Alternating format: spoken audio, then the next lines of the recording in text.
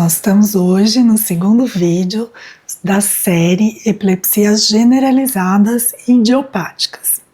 Vou fazer um resumo do que são as epilepsias generalizadas e as generalizadas idiopáticas. As epilepsias generalizadas são aquelas epilepsias cujos pacientes têm crises generalizadas, que começam em uma região e espalha rapidamente para os dois hemisférios cerebrais. Quero falar aqui sobre 4 tipos de epilepsia. No vídeo anterior eu falei sobre a epilepsia de ausência infantil. Hoje a gente vai falar sobre a epilepsia de ausência juvenil e nos próximos a epilepsia mioclônica juvenil e a epilepsia crise tônico-clônica apenas. Todas as 4, elas são englobadas como epilepsias generalizadas idiopáticas, que são de origem genética, só que não a genética que a gente tem um gene específico, a gente chama de poligênica, que ela tem vários fatores genéticos. É comum, né, na família ter, ou às vezes, uma epilepsia, uma crise febril, ou ter pessoas que tiveram crises na infância e que depois controlaram ao longo do tempo, ou pacientes, pessoas na família que tiveram e têm crises, mas que estão controladas com medicamentos. Qual a diferença da epilepsia de ausência infantil da juvenil? O próprio nome diz que é juvenil, então ela começa mais tarde do que a epilepsia de ausência infantil. Esse tipo de epilepsia começa entre torno de 8 até 20 anos, mas numa média ela começa no adolescente, em torno de 13, 14, 15 anos. Os tipos de crise são predominantemente ausências e podem também ter as crises tônico-clônicas. Como elas são breves também, como a ausência infantil, na ausência juvenil, elas são breves, só que também bem esporádicas, né? Então pode acontecer 2 vezes, um dia, 3 vezes, né? Então às vezes demora para ser diagnosticada, porque às vezes não é percebida, mas muitas vezes ela é percebida pela família quando tem a primeira crise tônico-clônica generalizada, aquela convulsão. E aí, quando a gente vai pegar na história, vai conversar com a família comenta, eu achei que ele estava um pouco esquecido, de vez em quando eu estava falando com ele parava de falar e tinha alguns movimentos oculares, eu achava estranho, mas que passou desapercebido. Então, crises de ausência numa faixa etária maior, né, em torno de, nessa faixa, num jovem, num adolescente ou adulto, mais crise tônico-clônica, a gente tem que pensar a epilepsia de ausência juvenil. Tem um outro diagnóstico, que é a epilepsia mioclônica juvenil, que pode também ter esses 2 tipos de crise. Mas a mioclônica juvenil, como o próprio nome diz, tem mioclonias. Na ausência juvenil não pode ter crises mioclônicas.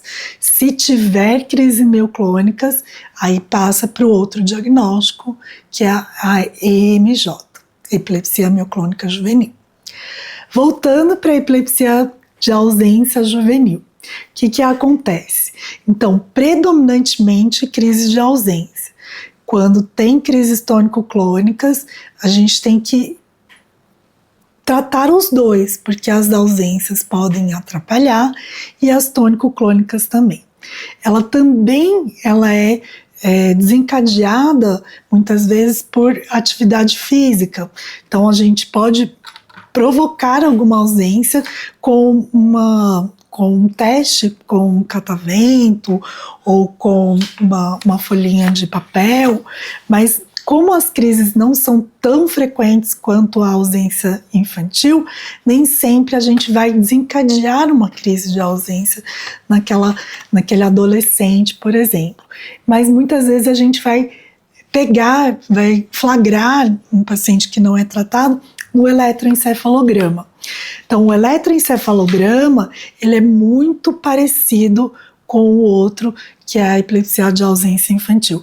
Então, a gente tem aqueles complexos, espícula-onda generalizado, então a 3 ou até um pouquinho mais, 3 por segundo. Então, são crises ou são alterações elétricas de espícula-onda, né, generalizado a 3, mais ou menos 3,5 por segundo. Se o eletro não tem essa alteração, tem uma alteração focal, ele pode ainda ser epilepsia de ausência. Mas quando a gente tem flagrado isso, tem que pensar numa epilepsia de ausência juvenil. E é muito frequente a gente se confundir, né? Então pode às vezes confundir com uma epilepsia focal desperceptiva. Então, às vezes a gente não pegou o início da crise, começou uma crise durante o sono e a família acabou vendo que tem a crise e ser tratada erroneamente com medicamentos impróprios, como a carbamazepina, a oxcarbazepina, que não vão controlar esse tipo de epilepsia. Podem até piorar as crises. Nas epilepsias de ausência juvenil, a gente tem um grupo que ele é um pouco difícil de controlar. São epilepsias, algumas vezes, farmacoresistentes. Por quê? Porque nem sempre um medicamento vai controlar. Então, diferente da ausência infantil, que controla super bem com etosuximida ou etosuximida com valproato, na ausência juvenil, a gente nem sempre tem um bom controle, principalmente aqueles casos que tem muitas crises tônico-clônicas generalizadas. A gente tem que, às vezes, utilizar 2 medicamentos para ter um bom controle.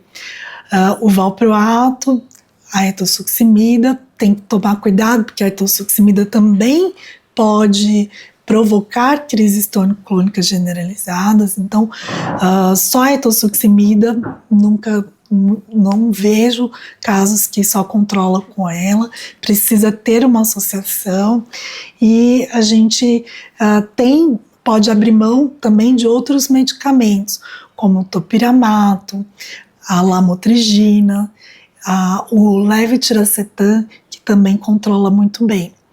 E recentemente teve 2 artigos bastante importantes que a lacosamida pode também ajudar no controle de crises tônico-clônicas generalizadas como coadjuvante nesses casos, nesses pacientes. Um resumo, então, são pacientes jovens ou adultos jovens, que começam com crises de ausência, crises tônico-clônicas generalizadas. Os eletros, às vezes, podem vir absolutamente normais ou ter alterações focais e alterações generalizadas. As crises de ausência são curtas e são pouco frequentes durante o dia. E a gente tem que tomar cuidado para não confundir com a EMJ, a epilepsia mioclônica juvenil, e muitos casos a gente pode até retirar a medicação, tentar retirar se teve um bom controle, mas em alguns casos tem que ser para a vida toda, o tratamento ser pela vida toda. Próximo vídeo eu vou falar sobre a epilepsia mioclônica juvenil, que é o terceiro caso, né, o terceiro tipo de epilepsia dessa série de epilepsias generalizadas idiopáticas.